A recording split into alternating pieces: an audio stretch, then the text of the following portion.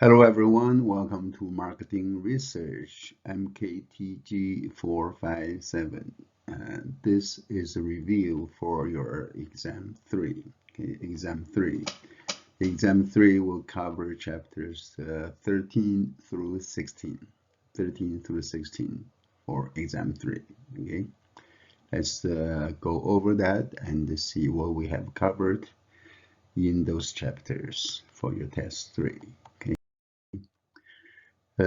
First, we talk about descriptive stats and basic inferences. Right?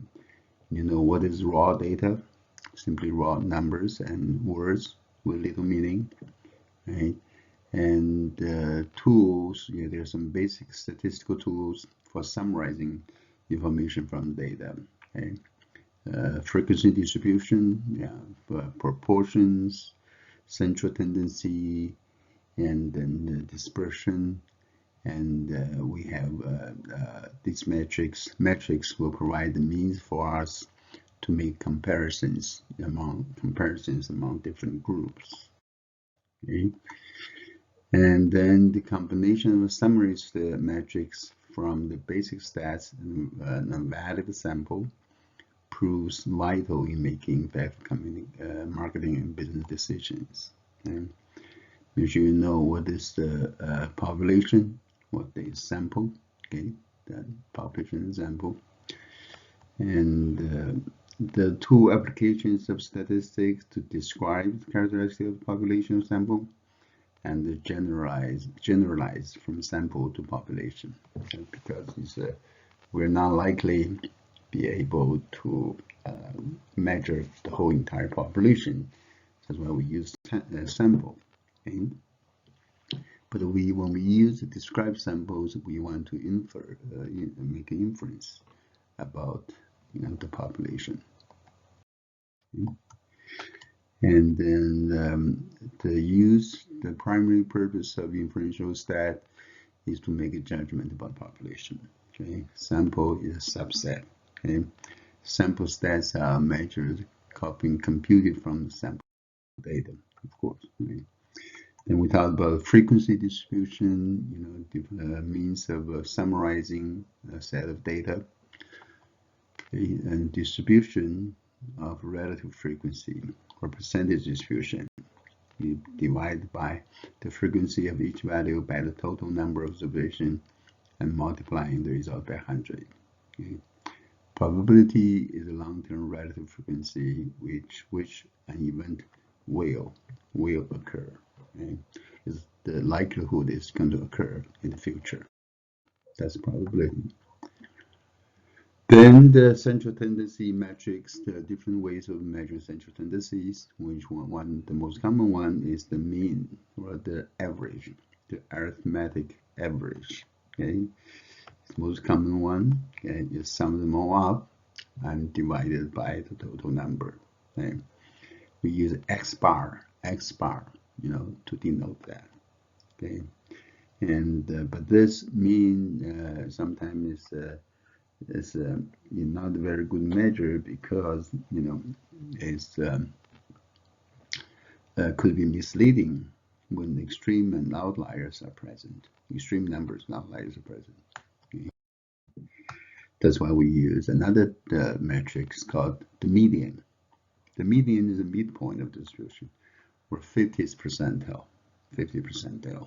Okay. And that's a better measure of central tendency because in the presence of extreme and outliers. Okay. Yet another one for central tendency is the mode, the most frequently occurring ones. Okay. Usually, another one to describe data is dispersion. Right, dispersion, how widely distributed, how varied it is. Right, is how the observations vary from the mean. You want to see if this is the whole bunch of numbers here. Right, you have a mean number, and how wide the distribution is, how varied they are from the mean, from the central point. And then there's a range, simply the largest minus the smallest. Okay, how far it can go. Okay. Okay, that's a range. Then there's an interquartile. Right? Interquartile range means the middle 50% of the observation. The quartile, you divide the data into 4 groups, right? 4 quarters. And the first quarter, second quarter, third quarter, fourth quarter. In the middle 2 quarters, of course, that's a 50%, 25 plus 25%, so 50%. Yeah. Deviation, we talk about deviations, any observation, an observation from the mean can be calculated by subtracting the mean from the observation. And then the standard deviation. Standard deviation is the most valuable index of spread or dispersion. It's a very useful measure, okay? And you can use average deviation, you can use variance, okay? Variance and average, okay? Why do we use standard deviation? Right, with S, okay? S squared is variance. So that's the different relationship between variance and standard deviation. Okay? Variance, square roots of variance is your standard deviation. This is how it's calculated. Make sure you know the meaning of each term, each symbol. Distinguish between population sample and sample distribution.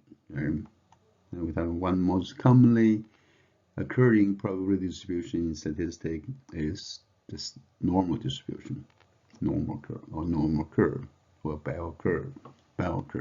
Okay?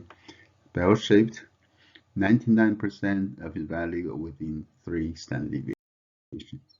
Okay, we get that, right? So 60 and 34.13 above below the mean, and together this is 68% within 1 standard deviation, 95 between 2, and 99 between 3. Okay, standard deviations above and below the mean. Okay. And the standardized normal distribution is 0. The average is 0. Okay. How to do the standardized normal? You calculate the z-score. You transform it into a z-score. Z will follow a standard normal distribution. Z is calculated by x minus mu divided by sigma. That's how it's calculated. Okay. So we can use a table, a standardized table, to easily calculate and do our estimation. Okay. You can see you do standardization if the bell curve, that's the too flattened or too skinny and tall, you can all convert into one standardized normal distribution in the middle. Okay. Here's the central limit theorem. Yeah, basically very important. We should understand it. Right? As the sample size increases, the distribution of the mean on a random sample approaches a normal distribution. Interesting, huh? Yeah. With a mean of sigma mu and standard deviation of sigma divided by square root of n. That's what central limit theorem is saying. Okay. And the theorem works regardless of the shape of the original population distribution. Okay. You use that. This shows different. Then there's a point of estimate versus confidence intervals. We can make estimate the population parameter using the mean. We can also describe it as a confidence interval. Instead of giving the exact point estimate, exact number, we can say is within a certain range. A point estimate is an estimate of population mean in the form of a single value, usually the sample mean, usually a sample mean. Right? But one would be extremely lucky if the sample estimate were exactly the same as population mean value. Okay. So instead of giving an exact point estimate, we often give a confidence interval, right? A range, little range, based on knowledge that the mu equals x bar plus minus a small sampling error. Okay, we'll give you the determine how possible, how probable it is that the population mean will fall within the certain range. Okay, normally we specify, and if you want to be 95% sure how big is the range, that's the interval. Okay, and then we talked about we infer whether or not some condition exists in the population based on what we observe in the sample, okay? And use coding qualitative responses, okay? Basically, code your data, and you have a qualitative response from the respondents. You need to code it. Okay, coded means that assigning some measurement symbol to different categories of responses. Okay, see, like you use a Likert scale, ask people to strongly agree to strongly disagree, or middle. You can use 1, 2, 3, 4, 5 to code it, right? So code, but you don't have to use just number. You can use number, letter, or word to code a response. Okay? But of course, you want to use Excel spreadsheet to do the calculation. We want to code them in numbers. Okay. Other type of coding, there's effects coding. Basically, you assign +1 and -1, and then assigning number to the dichotomous, instead of 0, 1, you use -1, +1.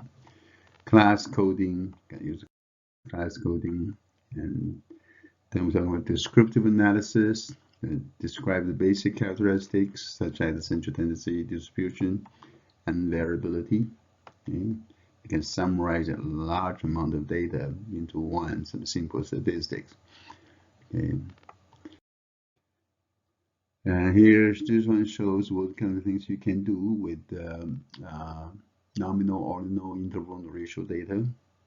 The frequency table for the mean, standard deviations you can perform. Okay, crosstab, right? Crosstab. Okay,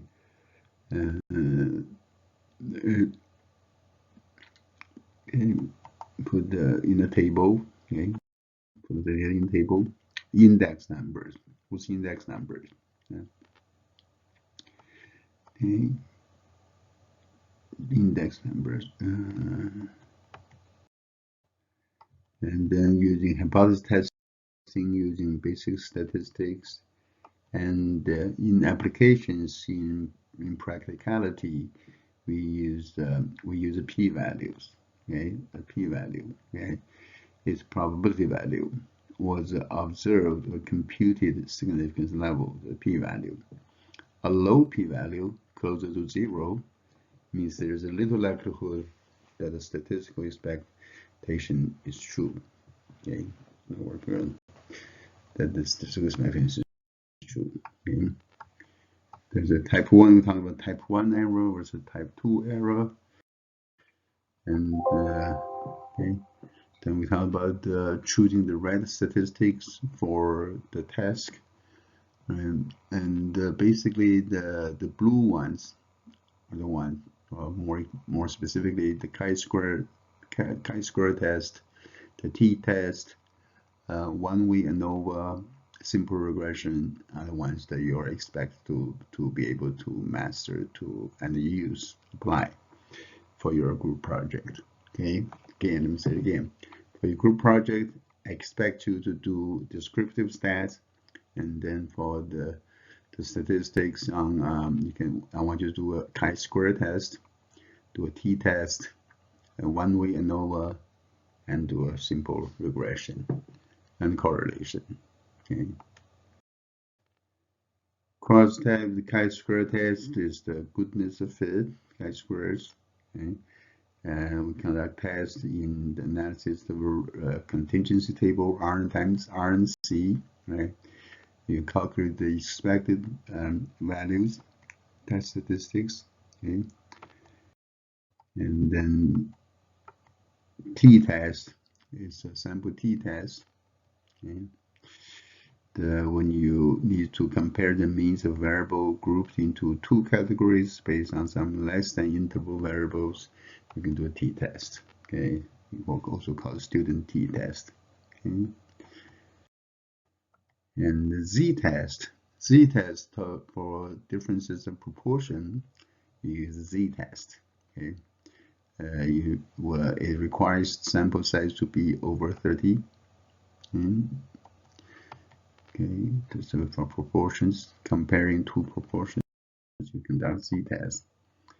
ANOVA test is a one-way analysis variance test. It means that if you have more than two groups of population not to be compared. Yeah. I will show you an illustration of this later on in Excel. Basically, you can compare, say, more than two groups, 3, 4, 5, 6, groups, and compare their means, see if they're the same or not. Okay, you can use ANOVA to do it. Okay. Then the F-test. F-test is the statistical test for the ANOVA model. Okay. And okay. This is how you're going to do that using this is a JMP, which is a very user-friendly one.